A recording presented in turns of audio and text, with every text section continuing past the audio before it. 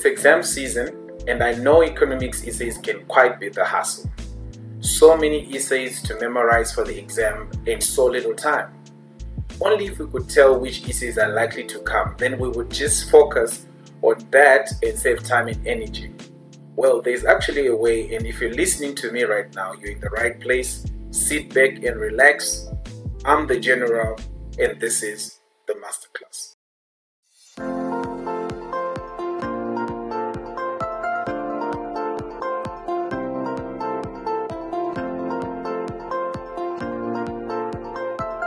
So can we actually predict the essays that are coming in the exam? Yes, we can. We can do what is known as a trend analysis. So thanks to my friend Mr. Jay Minosi, we've got an analysis right here which is based on the exam guideline which is applicable from 2021 to 2024. So in this guideline, guys, we can see which topics are likely to come. You can see every topic here. So under microeconomics, perfect market, monopoly, oligopoly, we have all the possible essays that can come, and we have the year that each essay came, and then we have the probability as well of how likely it is to come. So perfect market is not coming, monopoly might come, but it's likely not to come because it was in June 2023. Oligopoly came in June 2022, so it might come, it might not come. Monopolistic competition and oligopoly is not coming because it just came last year in 2023. So today I have chosen 3 essays that we are going to look at, which are indicated here as likely to come. With monopoly and perfect market, monopoly and monopolistic competition, as well as perfect market and oligopoly. So you would remember that in our last video we did question 6, which we have right here. We have a video on that. If you haven't watched it, please do yourself a favor and go and watch it. So let's go into the essays that we have. So first, let's just go through our structure. We know in economics, our structure is as follows. We have the introduction, which is a lower order response. Here we should just give a starting point, one good point, which should be a definition of a concept we are going to discuss later, and we are going to get 2 marks for that. Please make sure not to include any part of the question in your introduction or to repeat something that you want to write in your body. Then the body itself is divided into 2. We have the main part and we have the additional part. So please note the additional part changes from time to time. So what we are likely to be able to predict is the main part, which is 26 marks. And remember, each point is 2 marks, which gives us 13 points for 26 marks, as well as 5 points for 10 marks here. And then conclusion is a higher order conclusion, where you can give a brief summary of what has been discussed without repeating, can give an opinion or a value judgment or a contradiction or additional support. Just 1 point will give you 2 marks, which gives us the 40. So out of an essay of 40 marks, we are saying if you get, we need to collect all these 26 marks. You need to collect these 2 marks, which gives you 30. Then from this 10, maybe you can get 4. And then that will give you a good 34 marks. So you will be having 34 marks thereabout. So now we have a clear direction for our exam preparation. If you like this content and you want more of this, click on the subscribe button at the bottom right hand corner of this video to continue enjoying this content. And also click on the notification bell so that you can be notified whenever we post new videos. We will definitely help you to get your distinction. So we're going to look at our first essay. This essay came from Mpumalanga Department of Education. It was there in September 2023 as is. So we are going to be looking at it and discussing some of the points. So the main part here says compare and contrast the perfect market and the monopoly in detail for 26 marks.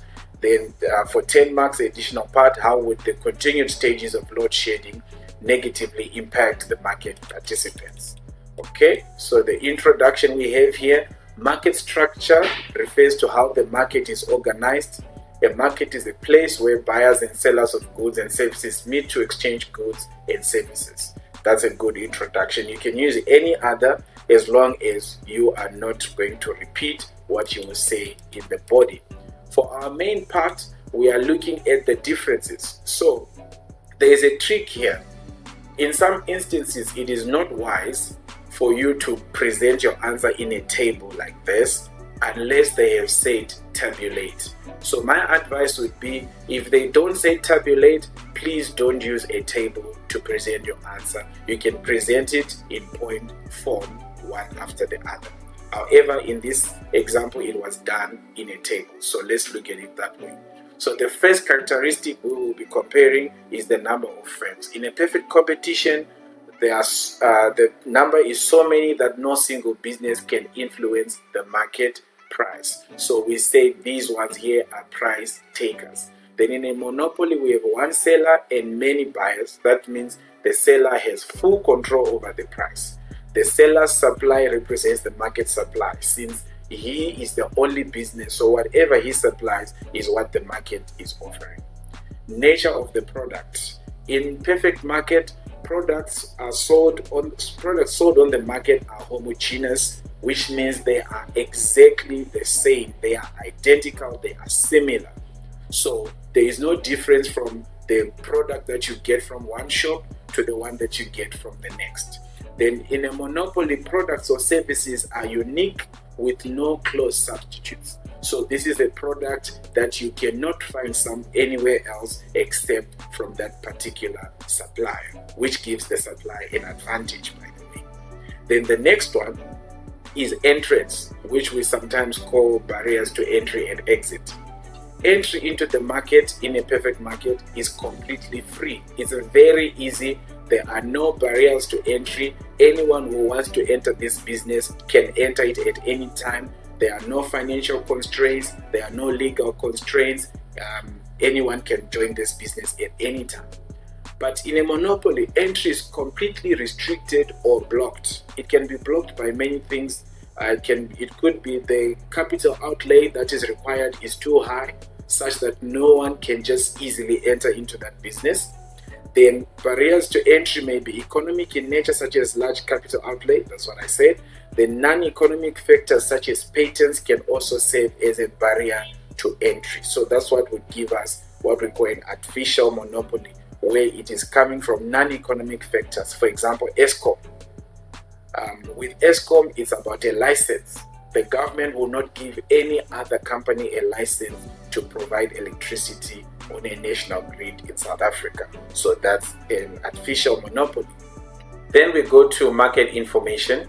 In terms of market information, in a perfect market, both buyers and sellers have full knowledge of all the prevailing market conditions. So we say they have perfect knowledge. There is no secrets. Everything that is known to one seller is known to the next one, and also the buyers have complete knowledge about what sellers are offering. Then in a monopoly, buyers and sellers do not have complete or full knowledge of all the prevailing market conditions. They may know one element of it, but they don't have all the knowledge of everything that is happening in the market. So we say there is imperfect knowledge. Then when it comes to collusion, in a perfect market, collusion is impossible, and we will see why just now. Impossible because sellers act independently from each other. So they are not working together. Each one is serving their own self-interest. So there is no room to work together. Then in a monopoly, there is no collusion in a monopoly market, since there is only one seller. Collusion, by the way, means businesses working together to fix price. Then let's go to control over price. In a market, perfect market, all the businesses are price takers. There is no control. There is one price. The market determines the price for the individual firm. So the forces of demand and supply are the ones that give us an equilibrium price, and everybody has to take the price as given. However, in a monopoly, the monopoly is regarded as a price maker.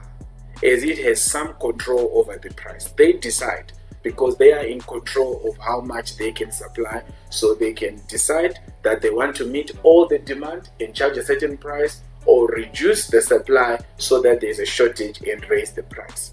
Prices are not determined by market forces of supply and demand, but by the business itself. Considerable control over the price of the product, but limited by the market demand and the goal of profit maximization. So at the end of the day, even though they have control, they still have to make sure they make profit. Then we go to the next part, output demand curve for firms or business products. In a perfect market, the demand curve for the perfect competitor is horizontal, which means it's perfectly elastic. It is very responsive. The quantity demanded is very responsive to changes in price.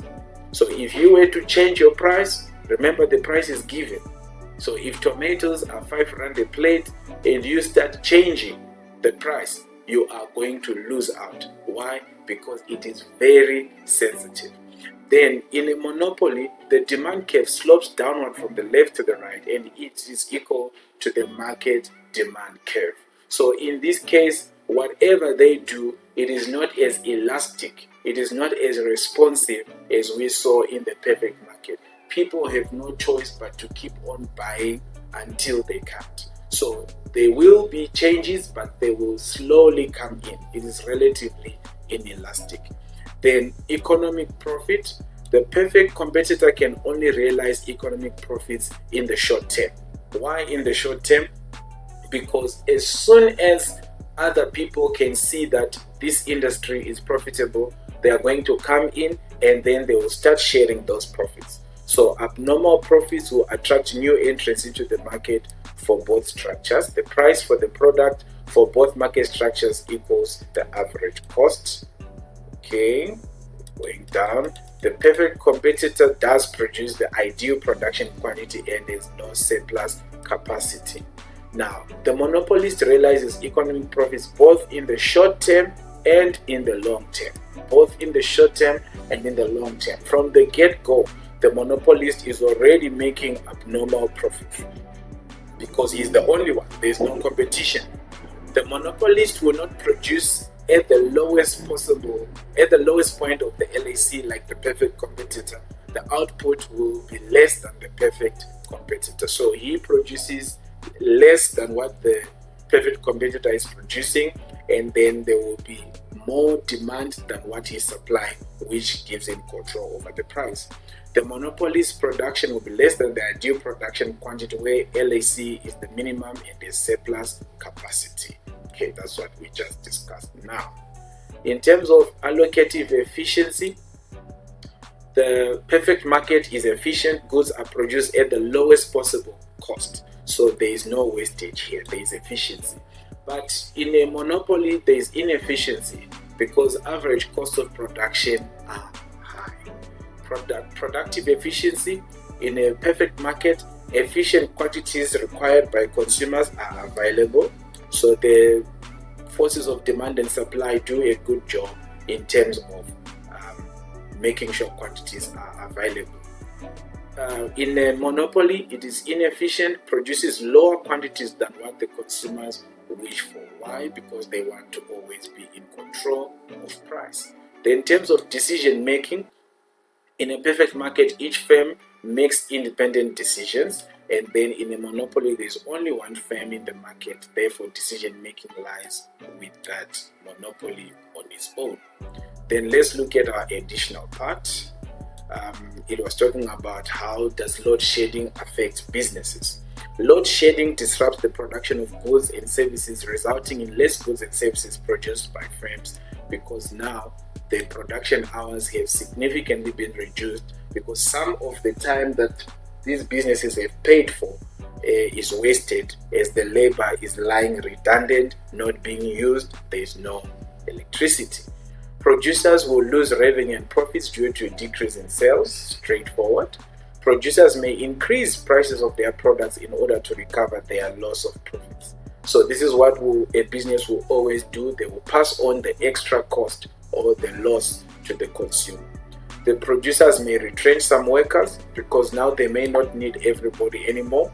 They need only a few people because they don't have the full production time. Consumers will demand less goods and services due to low income levels. So this affects the economy as a whole. It affects producers and it also affects consumers. These consumers, some of them have been retrenched from work. They no longer have the income they used to, and now they can no longer buy goods. Consumer standard of living may decrease as they cannot satisfy their needs and wants due to higher prices that they may have to pay for goods and services. So it's a chain reaction. Consumers may not have choices as limited quantity of goods is supplied. Alright, so that's our additional part. In conclusion, can put one defeating statement there. By controlling the supply of the product or service in the market, the monopoly aims to keep prices and profits high. Alright, as long as it is not repeated, it is fine. We go to our second essay. Compare and contrast in detail the market structures of a monopoly and that of a monopolistic competition. So now we are looking at these two, monopoly versus monopolistic competition. A befitting introduction would be: a market is an institution or mechanism that brings together the buyers and sellers of goods or services. A market structure is a framework of how a market is organized. So that's pretty similar from what we used before. Now, main part. In terms of number of businesses, in a monopoly, we already say there is one seller active in the market. What about monopolistic competition? So monopolistic competition is the closest we will ever come to a perfect market, because a perfect market doesn't exist in reality. It is a theoretical concept. So monopolistic competition is the closest we will ever come to a perfect competition. So in there is a large number of sellers that are active in the market, buyers and sellers alike. Nature of the product: monopoly products sold in this market are unique with no close substitutes. Then in monopolistic competition, each firm sells a slightly differentiated product. So it's not homogeneous like we saw in a perfect market. This one is differentiated. What does differentiated mean? It means the product is actually basically the same thing. It is similar, but for the purposes of being different from the next seller or the next service provider, we now have to differentiate this product, which means to make it different. They may differ slightly in appearance, in shape, in size, in taste, and differences may even be imaginary. So we are playing on the mind of the consumer to make them think that the product is different from the next, yet they are actually just basically the same. That's why we call it differentiated product. It's different from saying it's a different product. It is a similar product that has been differentiated. All right. Entry and exit from the market. Entry into a perfect market, into a monopoly rather, is completely blocked due to barriers that are economic and artificial in nature. We discussed that. Then entry is relatively easy and free. There are no barriers such as licenses, permits. So this is similar to what we find in the perfect market. Control over price. A monopoly, we know, has full control over price, but that control should be exercised within the bandits of the law. E.g., ESCOM has to apply with NERSA if its board and management wants to hike rates. So they cannot just do it willy-nilly, because the law also promotes consumers. Then in monopolistic competition, individual businesses have some little control over the price of a product. They don't have complete control, and they are also not price takers. They are in between. They have some little control over the price of a product. Why? Because they are differentiating it. So the level of how differentiated a product is, maybe through branding, will also determine how much different can your price be. For example, Woolworths has positioned themselves as an exclusive brand, something that everybody would like to attain. So it comes with a higher price, even though the bread from Woolworths may as well be the same bread from ShopRite. The control over price depends entirely on the strength of the brand loyalty. All right. Information and market knowledge. In monopoly, market knowledge is complete. So in terms of the market, everything is complete. The price bidding of Eskom is done in the open through NERSA. Then in monopolistic competition, market information is incomplete. The many brands, variety of products, or marginal difference causes a lack of information for sellers and buyers, because now everybody is trying to have a secret ingredient. They're trying to make themselves different, so everybody doesn't have the same knowledge. Now, some examples of a monopoly examples are De Beers, Denel, Eskom, Umgeni Water, Rand Water, Sedibeng Water. Depending on where you live, this will be quite familiar. Examples of monopolistic competition are food outlets, cold drinks, medicine, toothpaste, and soap. All these things, they are basically the same product, but the seller will try as much as possible to differentiate it so that the customers will see value. Demand curve. The demand curve we already discussed of a monopoly is negatively sloped, downward sloping. It represents the demand of the entire market. So the AR is equal to the demand. It is relatively inelastic in the short run and relatively elastic in the long run. We discussed this. Then, in a monopolistic competition, the demand curve for the firm is downward sloping. The AR is also equal to the D. The MR curve lies below the AR curve, relatively elastic in both the short run and the long run. So the major difference is here. This one only becomes relatively elastic in the long run. But the monopolistic competition, right from the get-go, in the short run and in the long run, it is relatively inelastic. So you change prices here at your own risk, because quantity demanded is very elastic, very sensitive, very responsive to changes in price. Economic profit and loss. The firm can realize economic profits in the short term, but only economic or supernormal profits in the long run. Then a monopolistic competition, the firm can realize economic profits or loss in the short term, but only normal profit in the long run as other businesses start to enter. All right. Then additional part. Why will a monopoly always make profit? That was the question. A monopoly will always make economic profit in the long run because entry of other firms into the market is limited due to the barriers of entry. Entry is blocked, so nothing is going to change. No new people are coming into the business. It has a patent or superior advantage in the ownership of raw materials, which gives a firm an exclusive or absolute advantage to manufacture a product. So other people they may have the willingness, they may have the money to come in, but they just cannot, because if they did, they wouldn't be allowed to produce the same product because of a patent. A monopoly produces less than the market demand in order to sell their products at a higher price. So they can manipulate the market. They make sure, okay, people are demanding 100 units, let's produce 80 or 90 units so that there will be a slight shortage, and then that will justify the price that we are charging. If the firm makes a loss in the short run, it can always adjust prices so that it makes an economic profit in the long run.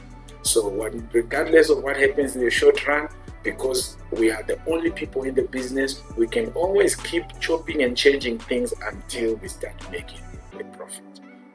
Monopolies enjoy larger economies of scale, which enable them to make profits even if they sell at reduced prices. So these guys are able to buy things in large quantities, and then they buy them at much reduced prices, which allows them to also produce at a lower average cost. The existence of higher barriers to entry prevents firms from entering the market even in the long run. No one is coming into this industry. the barriers are very strong. Therefore, it is possible for the monopolies to avoid competition and continue making positive economic profits in the long run. Then a befitting introduction there. The monopoly is a price determinant, but he cannot set a price independently of his output. A higher price will therefore always result in a smaller amount. So he can't control both ends of the stick, but he can use one end of the stick to control everything else. Then before we go into our third essay, I'd like to credit Mr. Noel M. Mashonga, who prepared the document where I found our third essay. Now, it says, compare and contrast the structure of an oligopoly and a monopolistic competitive market. And then how can government assist markets to be more competitive? So a befitting introduction there would be, an oligopoly exists when a small number of large companies are able to influence the supply of a product or service to a market. Monopolistic competition is a combination of perfect and imperfect competition. It has to some extent the characteristics of both. So you use one statement there, which is a definition of either oligopoly or monopolistic competition. So you don't have to use exactly the same statement, but as long as it is introducing the topic without repeating anything in the body, it is welcome. Then the main part we are comparing and contrasting this time is oligopoly and monopolistic competition. So, number of businesses, monopolistic competitive markets, they have many sellers with small market share. Only a few suppliers manufacture the same product in an oligopoly.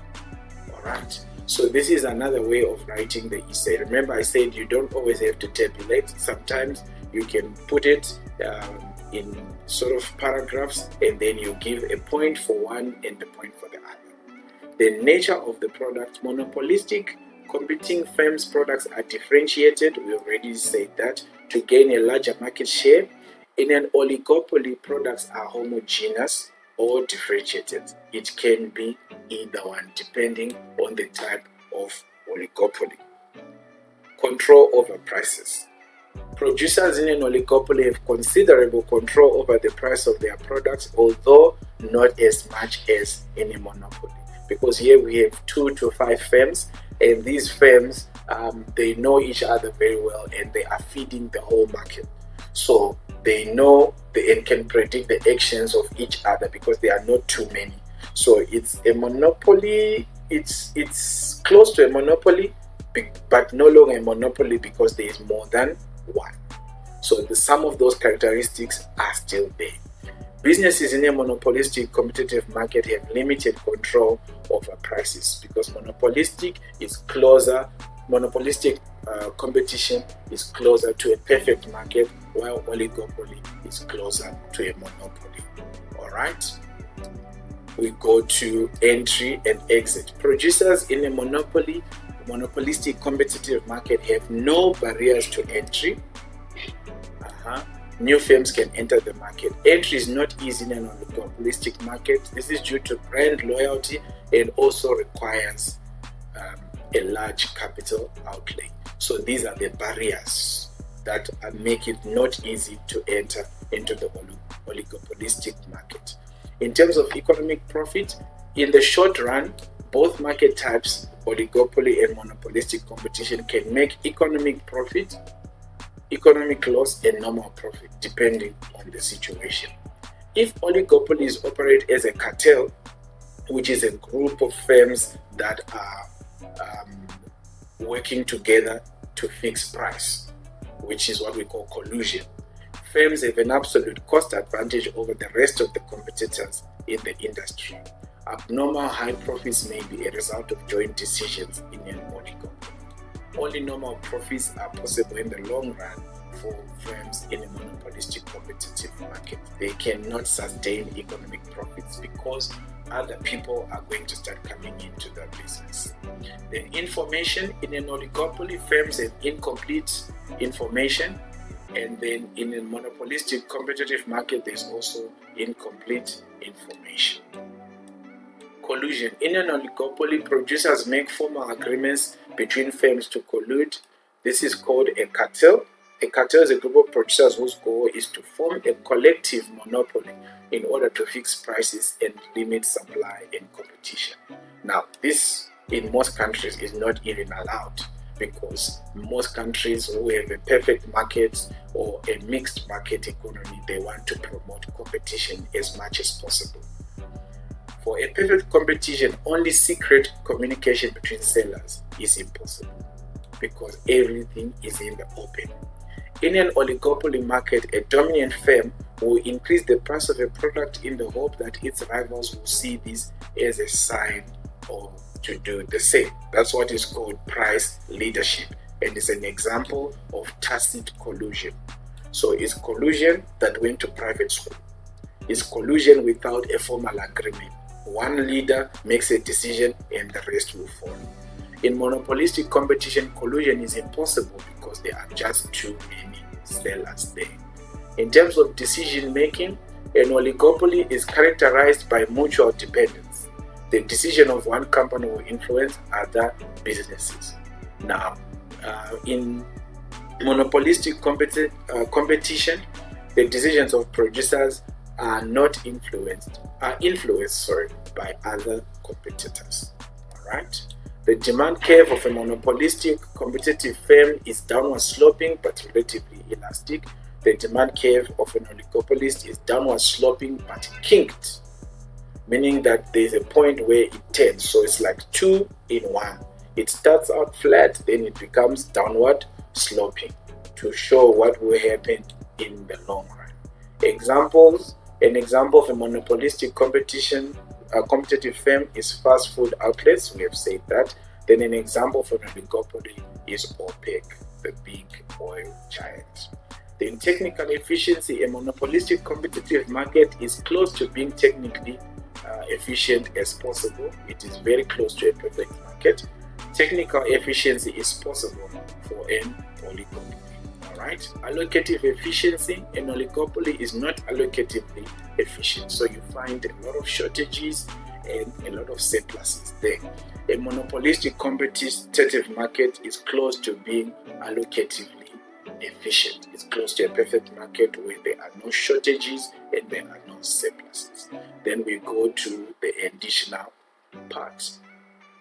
The government should use laws on competition to prevent exorbitant prices charged by firms. So we're talking of government intervention now.